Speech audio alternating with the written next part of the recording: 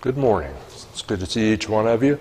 Appreciate Ron's introduction and appreciate the invitation to Friends of the Restoration Program to be a part of the lectureship. Appreciate the lectureship and the committee and the school for having me.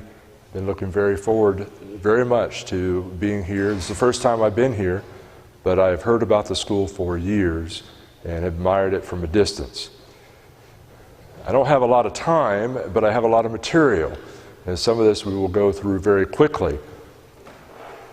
But I wanted to make a mention of Gary and Teresa Hampton. Now, Gary is the one that talked to me first about coming, and he wanted us to do this together. He was going to talk about Thomas, and I was going to talk about Alexander, and we were going to talk about the Declaration Address, and we certainly understand him not being able to be here because of Teresa's health. Gary and Teresa, too, have been a big encouragement to me with the loss of my parents. We have a common enemy, and that's multiple sclerosis.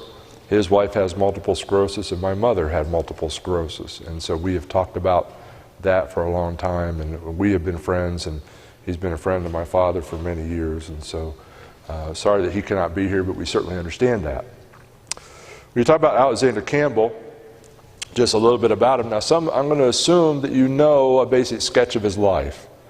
My design of my lecture was supposed to be how the Declaration Address influenced the life and work of Alexander Campbell. Well, that's a lot to talk about in and of itself.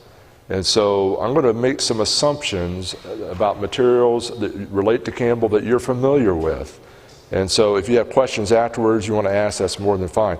Alexander Campbell was born September 12th, 1788. He was born in Ireland to Presbyterian parents, Thomas and Jane Campbell. His mother was a French Huguenot, and Scott Hart mentioned the Huguenots in his lecture the other day. And one of the things that we need to keep in mind that we can have religious disagreement and discussion and debate, and we could be very civil to one another. But back in the period of the Huguenots, it wasn't always that way. And sometimes they would solve things with ballistics. And so, you want to keep that in mind. We are very blessed in this country to be able to have the freedoms that we do, and sometimes I'm concerned that we take them very much for granted. But he came to America. He followed his father there. He came at 1809. He was 21 years of age when he arrived at the United States. He married twice. He married Margaret Brown. Now, that's not any relation to the abolitionist John Brown at all, because her father was named John Brown. It was a different John Brown. But she died of tuberculosis, or consumption as they would call it, and left him with children.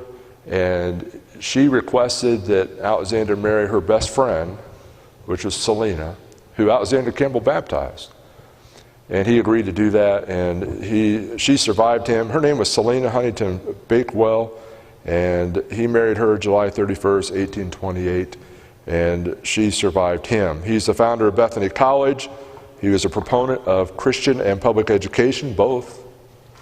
He was a writer, an editor, a publisher, preacher, debater, teacher, and more. He died March 4th, 1866, and he's buried at the family cemetery called God's Acre, which he named when he had to bury his first child. Was buried there, and along with the rest of the family. Most of the family is buried there in Bethany, West Virginia. I want to give you a couple caveats, and this has to do really with research. But it's important to note, and here's the first one I want you to think about. Labeling is not the same thing as disabling. Now, I'm reading this book right now. This is Doug Foster's book. And this is not a criticism of the book. I haven't finished reading it, so I'm not really going to delve into that. But I am going to point out, some people are caught up with this idea of the Stone Campbell movement, and they really sort of go afield with that. And one of the things that I notice is some people, they seem to think that, they'll say, well, Campbell really got his ideas from Locke or Bacon. And so, that's really where he got his ideas from. And so if Locke and Bacon doesn't hold true, then it's almost like Campbell's approach doesn't hold true. And that's just not the case. And so the first caveat I want you to think of is labeling something is not the same thing as disabling it. And I put this quote, this is from Foster's book, Campbell's acceptance of Scottish common sense philosophy and the Baconian inductive method of learning the facts of Scripture seem right in line with American popular notions that the common person, using common sense, could arrive at those truths. Campbell's intellectual commitment certainly embraced the notion that everyone could come to the same biblical facts. Now, to me, that's an important statement.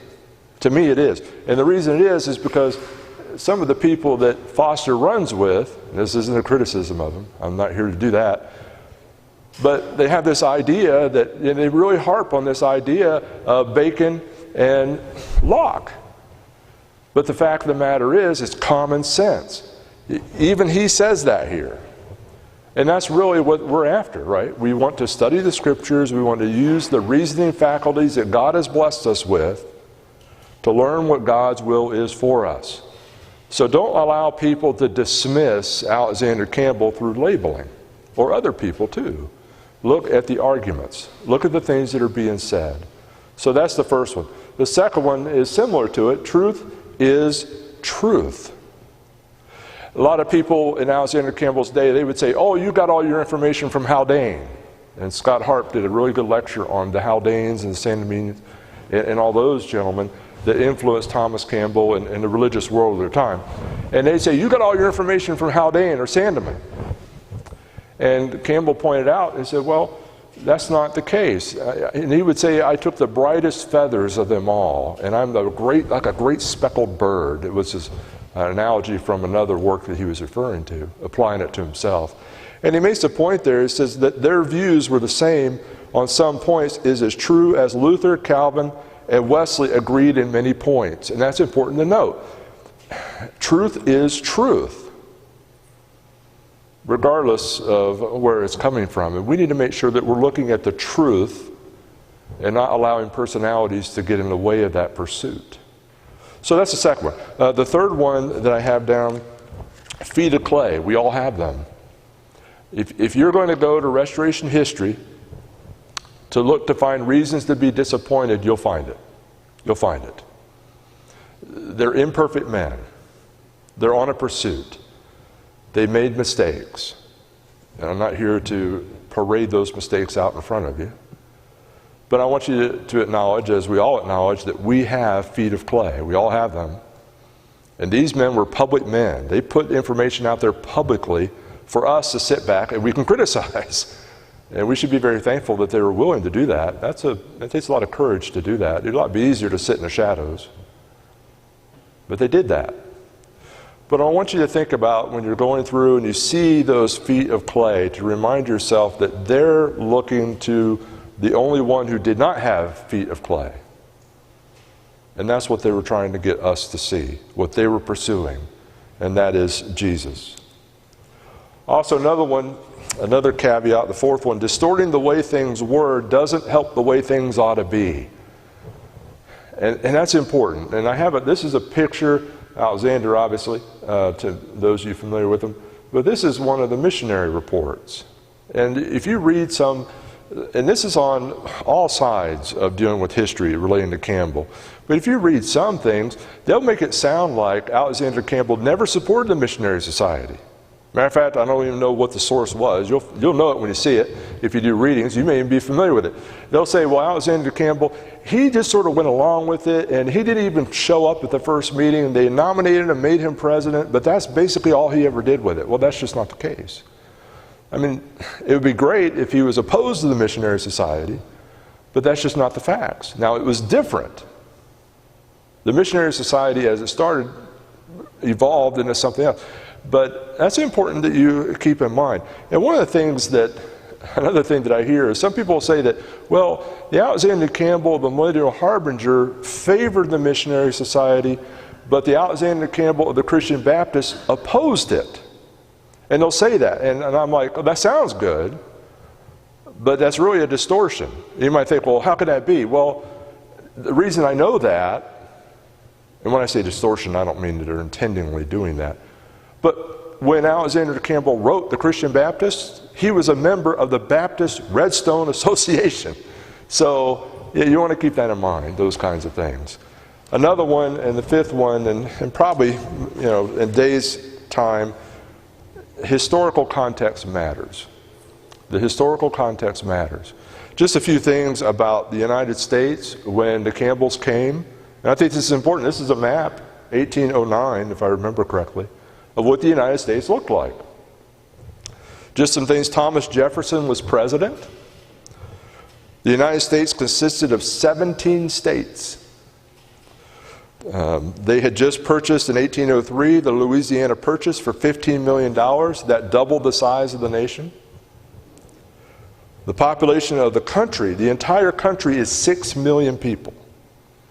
Now, just to give you some perspective on that, where Ron and I hail from in Ohio, in 2017, the population of Ohio was 11.6 million in 2017.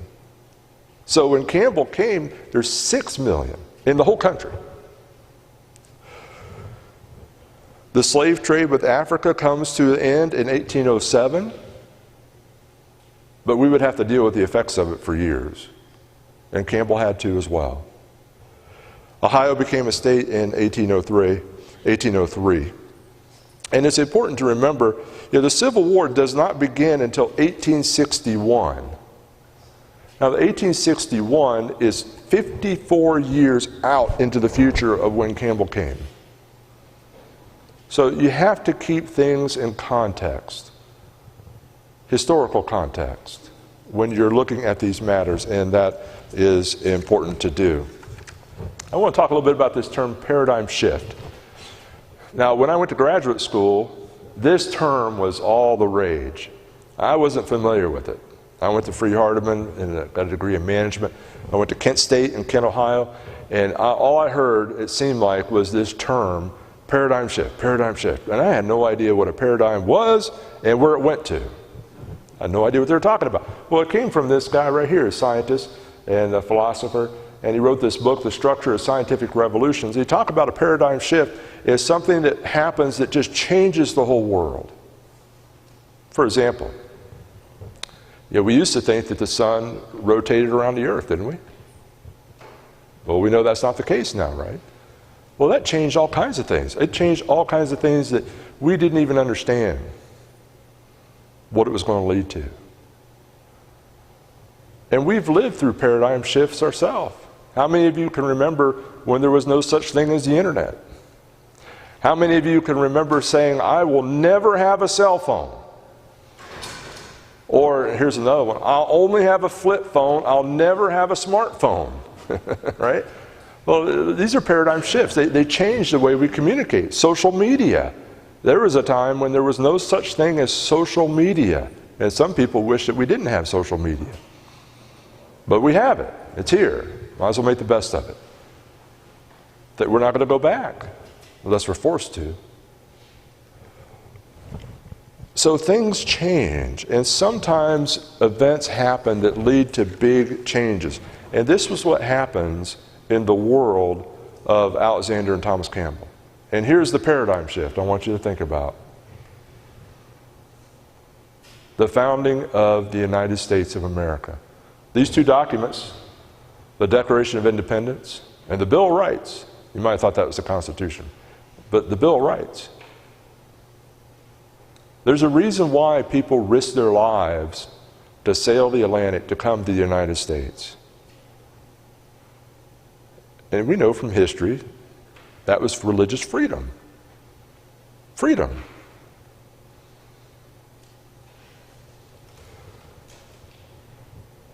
This particular writing, Congress shall make no law respecting an establishment of religion or prohibiting the free exercise thereof, or abridging the freedom of speech or of the press or of the right of the people peaceably to assemble and to petition the government for a redress of grievances. Now, our society has turned this on its head from what it meant. But Campbell was pro First Amendment. He would even say you could even say he was pro separation of church and state. But his idea of it was the government would not interfere with religious pursuit. The government wouldn't interfere with it. Matter of fact, if the government wanted to help it, fine, but just don't interfere with it. Well, look at how we are now. Look at what our trend is now. I was talking with a good friend of mine just the other day, Mark Teskey, and we were talking about, what if the United States never existed? Think of all the Bibles, just one example, think of all the Bibles that have been printed and distributed from this land, regardless of who did it. You realize that when Martin Luther translated the New Testament into German, they had to smuggle it into other places to get it to smuggle it like it was drugs or something. We live in a total different world, and I'm afraid sometimes even Christians have forgotten the precious liberty that we have, that God has blessed this nation with, and we should seek to preserve it for the sake of Christianity. We should do that. That's a good thing to do. Well, you have this big change. And you might think, well, I don't understand why. This isn't a political speech. Well, what's the point? Well, the point is, let me get this to work. It's a new land. Matter of fact, here's a statement that Alexander Campbell wrote to his uncle, who's back in England. And he makes a statement. He said, I wouldn't trade anything to be, from what I am now, to be the king of England. I wouldn't, no way. The United States provided liberty, freedom. It provided great rights that people were denied. And he recognized that, and I think sometimes we've forgotten that. And here's one of the major things, point of it, in the Declaration Address that Thomas Campbell wrote. You know, that he was able to go, he was able to write it, draft it, he was able to take it to a printer in Washington, Pennsylvania. He was able to get proof sheets and make corrections to it. They were able to have it printed and distribute it, and there was no government agency involved in it. That wouldn't have necessarily happened in England or France. He was able to do that. We are able to take that document and look at it and examine it, read it freely, discuss it openly. And we can accept it or reject it because we have the freedom to do that. And that's something that was very important to the Campbells, and it ought to be very important to us. I don't have time to really deal too much with the Declaration Address as far as analyzing it. I'm going to do that just a little bit. But I did bring, Sam Hester let me have some of his copies of Theology of Three Early Restoration Documents, which would be the Declaration Address, the Last Will and Testament of the Springfield Presbytery, which would be the Barton W. Stone group, and then Alexander Campbell's Sermon on the Law. And those are analyzed by L.L. Briggins. L.L. Briggins worked with M.B. Hardeman.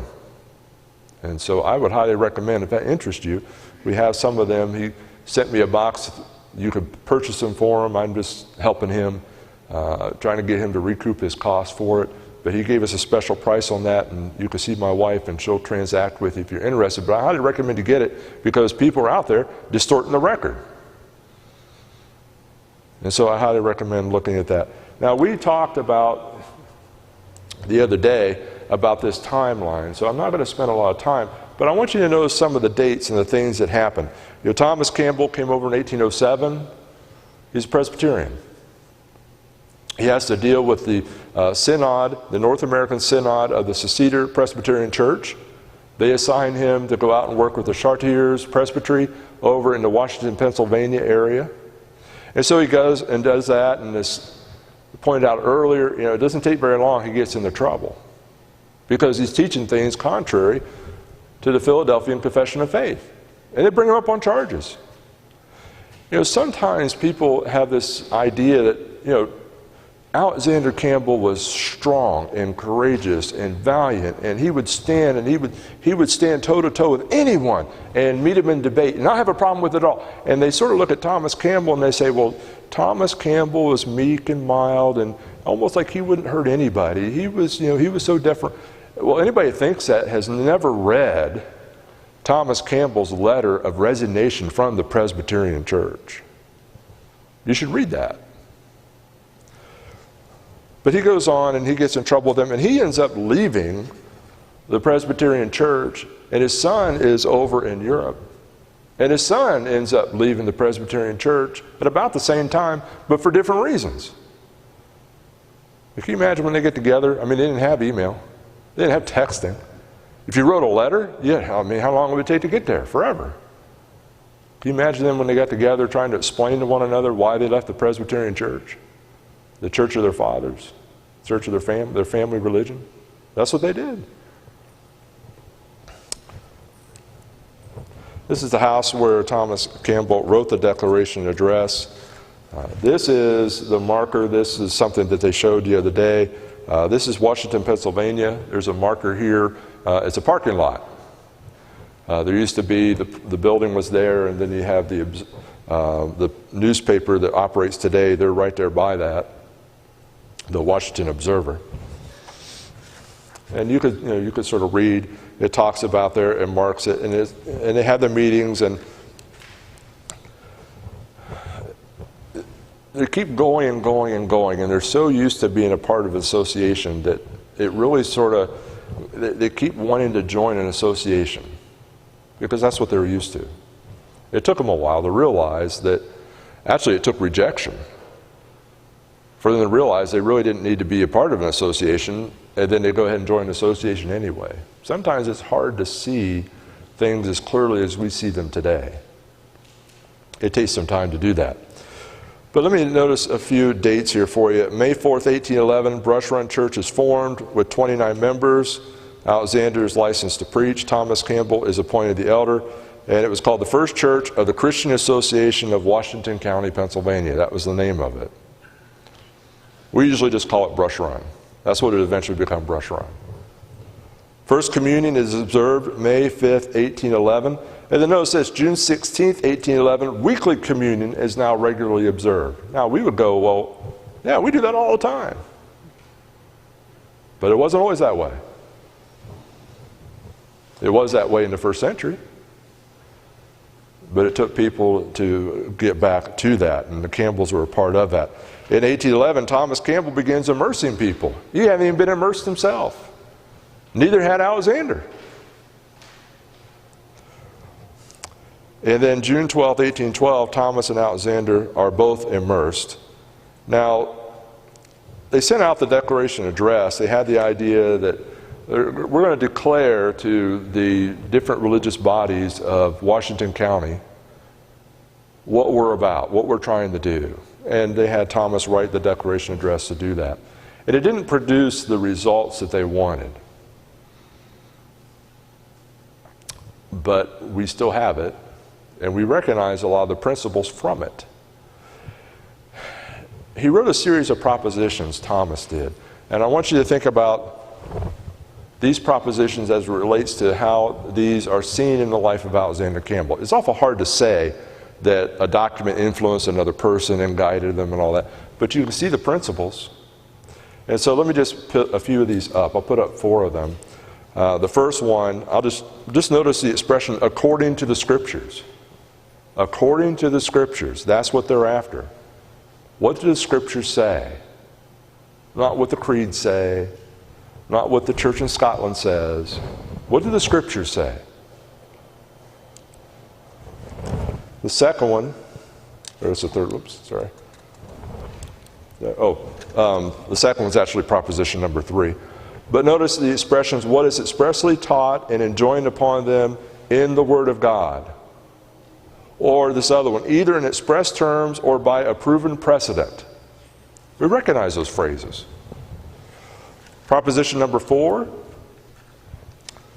the New Testament is a constitution for the worship, discipline, and government of the New Testament church, as the Old Testament was for the Old Testament church. I'll summarize it there. And we recognize that. Well, these kinds of elements would show up, and they would go on. Proposition number 5, where the Scriptures are silent as to the express time or manner of performance, if any such there be, no human authority has power to interfere in order to supply the supposed deficiency by making laws for the church, nor can anything more be required of Christians in such case. What would we call that? Respecting the silence of the Scriptures, wouldn't we? Nothing ought to be received into the faith of worship of the church or be made a term of communion among Christians that is not as old as the New Testament. So So you can see these things, these elements, and you can find these elements in the work of Alexander Campbell. We talk about impressions that Alexander had. He talks quite a bit about that. He talks about it here. This is the Millennial Harbinger. But notice this expression, these last words, either in express terms or by approved precedent, he said, made a deep impression on his mind. So he's not denying that the principles that are written about in the Declaration Address were principles that he himself had embraced.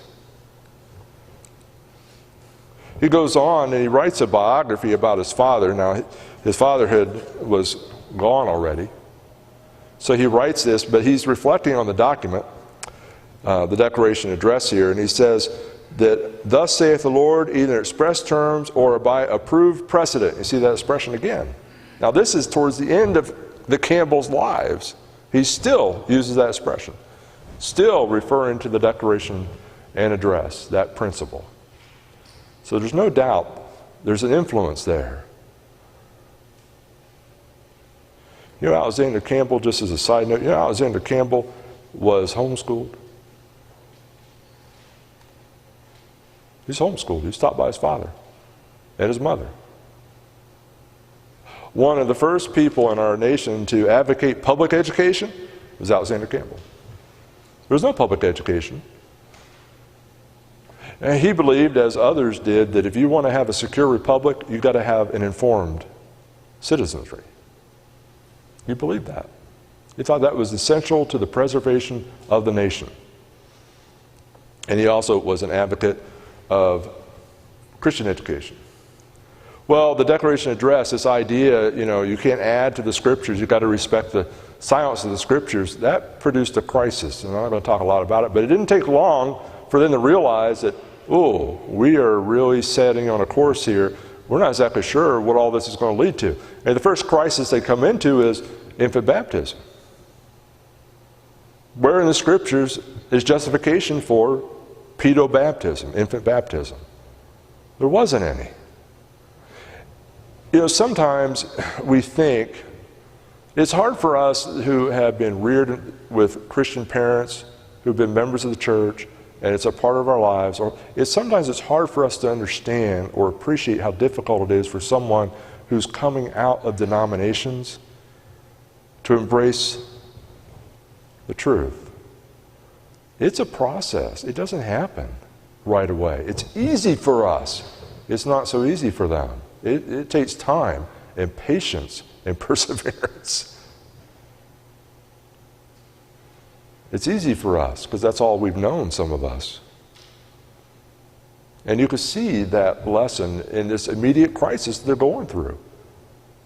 Remember, I told you Thomas and Alexander, neither one of them had been immersed. They were sprinkled as infants.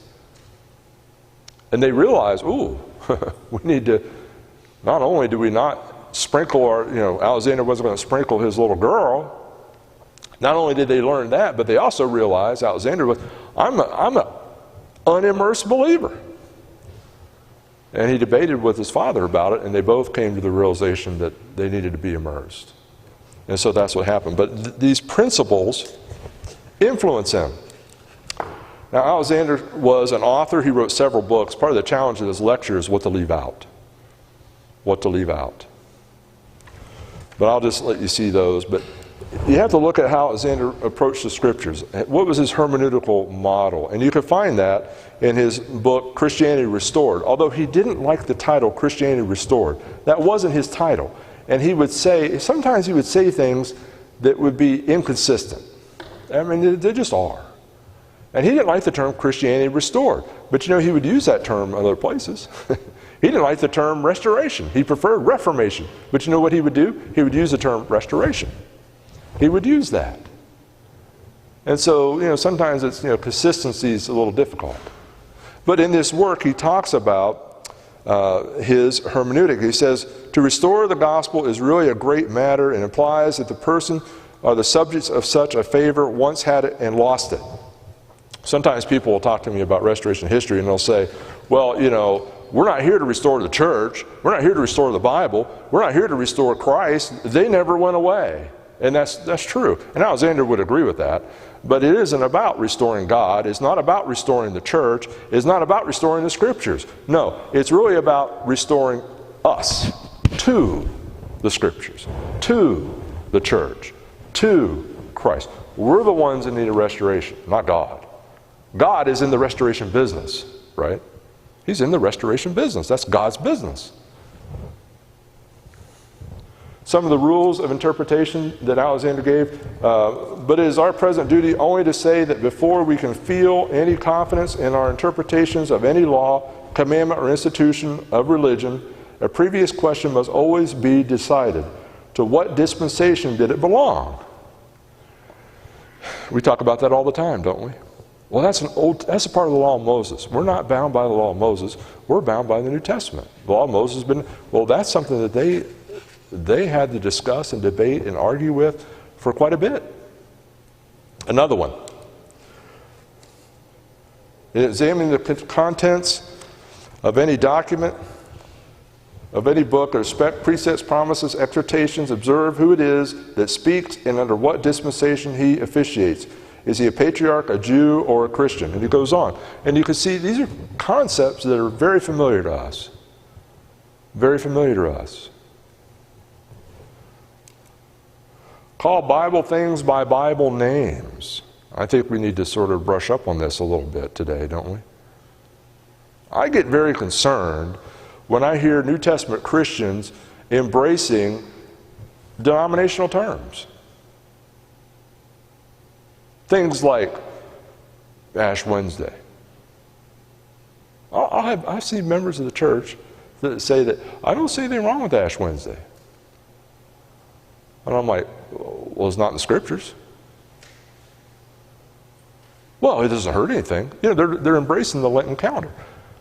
Is that the right thing to do? Alexander Campbell would be adamantly opposed to that. Adamantly opposed to it. We would have been adamantly opposed to it. You know, we've gotten ourselves in this notion that we think if something is beneficial, therefore it's authorized. And that's a mistake. That is a mistake.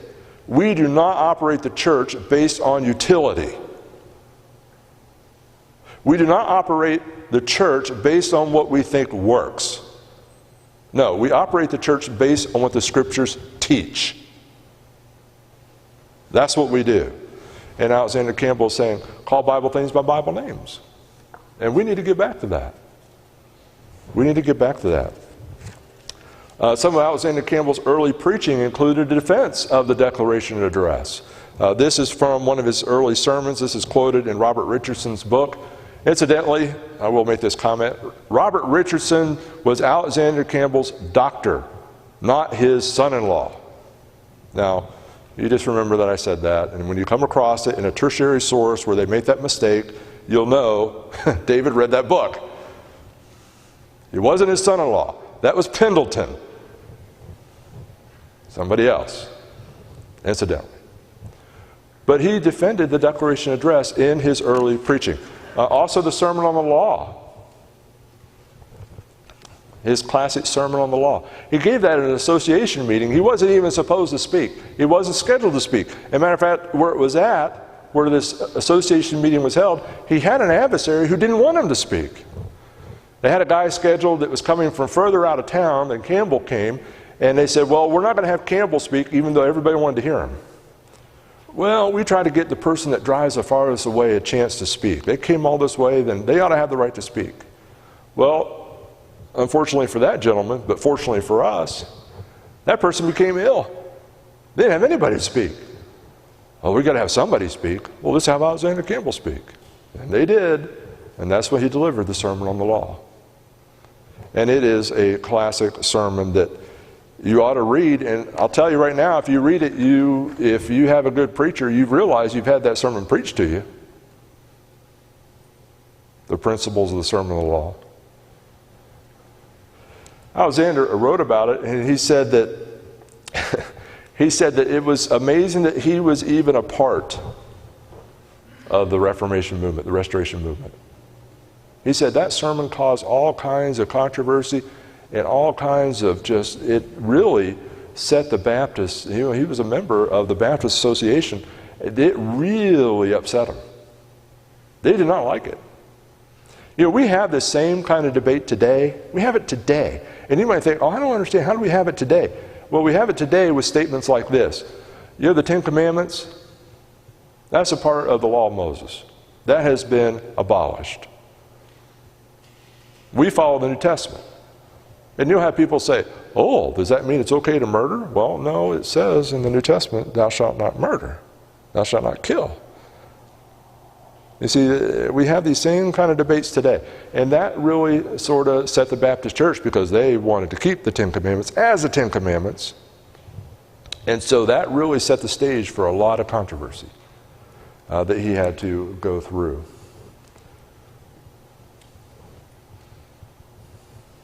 Here's the key points about the Sermon on the Law for you to think about. There is essential difference between the law and the gospel and between the Old and New Testament. We know that. Christians are not under the law but under grace. This does not mean they are not under the law, just not under the law of Moses, right?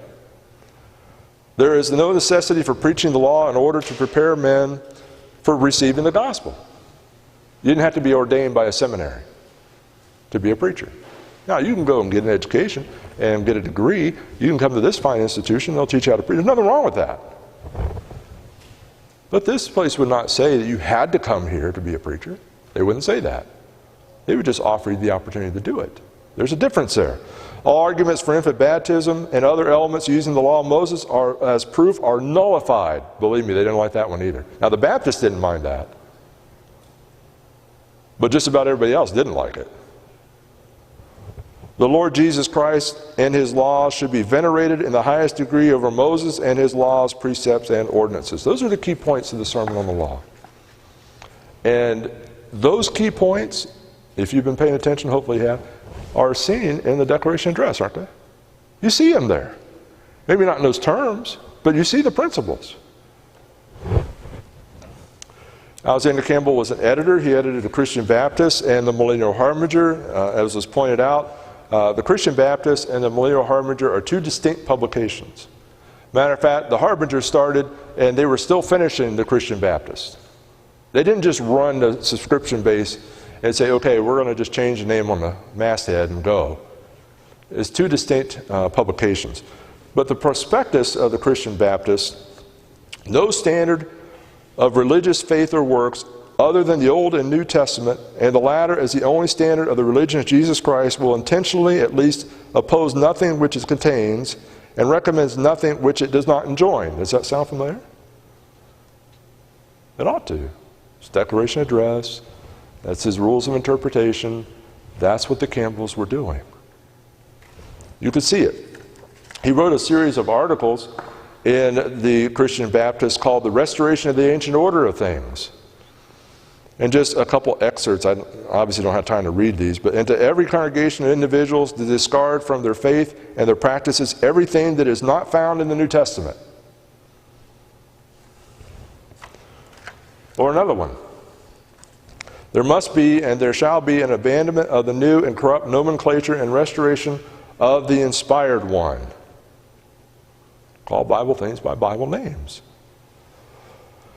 Corrupt phraseology of the Dark Ages and of modern discoveries in the fixed style of the Christian vocabulary. It has to be a change. You have to get back to what does the New Testament call it. He makes a statement about the end of the Christian Baptist and the beginning of the Harbinger. And one of the arguments he puts forth, and this is just something to remember, is he didn't want people to take the name Christian Baptist and make a denomination out of it. A denomination, he did not want that. But yet, if you're paying attention to modern, our era, you'll have a part that claims Alexander Campbell and claims they're a denomination. Alexander Campbell would be adamantly opposed to that. Adamantly opposed to that. But they still claim him. Here's another one he didn't like. We are not Campbellites. Alexander Campbell didn't support that. Matter of fact, he had to write about that on more than one occasion. His major debates, these are some of the major ones, but they weren't the only ones that he had. These are just some of the major ones. And I'm just going to put them up really quickly. But I'm going to give you excerpts of two of his debates. The first debate that he had and the last debate that he had. And what I want you to see is, people will say, well, Campbell changed. Well, he did change. I mean, at first, he was a Presbyterian, and he was a Baptist, and then, he made changes along the way. But he held to these principles. And these principles drove those changes. So the first debate he had with Campbell Walker. And then here's the book I have of it. Notice the term H.A. Dixon. Actually, I have H.A. Dixon's copy of it. Old covenant gives way to the new. Walker did not like it when Campbell got up and talked to the law of Moses and said this old musty covenant. He hated that term musty. He didn't like it at all. And he just kept on berating Campbell about it. And Campbell finally responded to it. He said, Mr. Campbell quarreled with my epithet musty. But here in Hebrews 8:13, the apostle amply justifies it. And you can turn and read Hebrews 8:13. You can see that. He demolished Walker in the debate. Matter of fact, Campbell said he would debate anybody on those same propositions again. And it would be some time before they found someone that was willing to do it. Or this one, ancient but not old enough. Ancient but not old enough. He had a debate with McCullough. The Campbell-Owen debate. Campbell-Purcell debate. You ought to look at those propositions.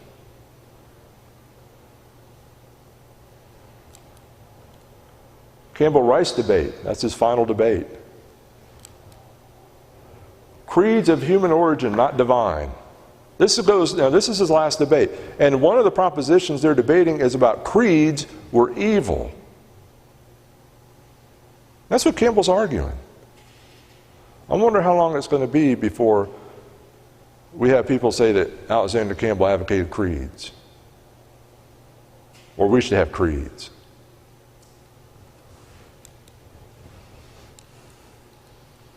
We preach the words of the book. It's another one. If you want to learn more about Alexander Campbell, I thought I'd put that up there. It's good to have Mark Teskey. He could tell you about it. He suffered with me as I put that together with some of his staff.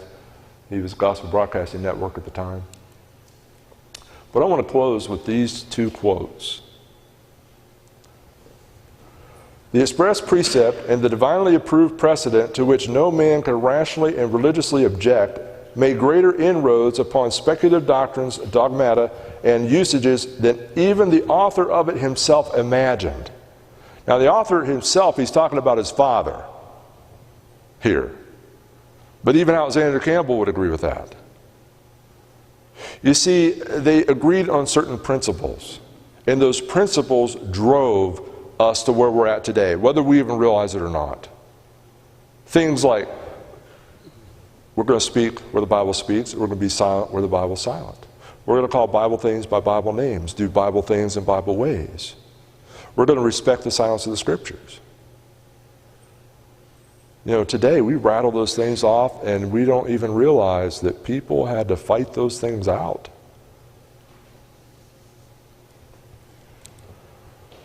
The greatest changes in nature and society are frequently not only the results of causes remote to themselves, but of instruments, agencies, and events exceedingly feeble and small compared with the magnitude, importance, and grandeur of the results. I want you to think about how God has blessed His people. How He's blessed this nation. How He's blessed us with freedoms that we often take for granted. I want you to think about how the new world had new ideas. One of those ideas was you can go back to old ideas, ancient ideas, inspired ideas, and you have the freedom to follow those ideas without interference of the government or any other religious organization. We follow the Scriptures. No, Alexander Campbell was not perfect. He had feet of clay, and we do too. But there's so much to be admired, appreciated, and respected. Thank you very much for your time.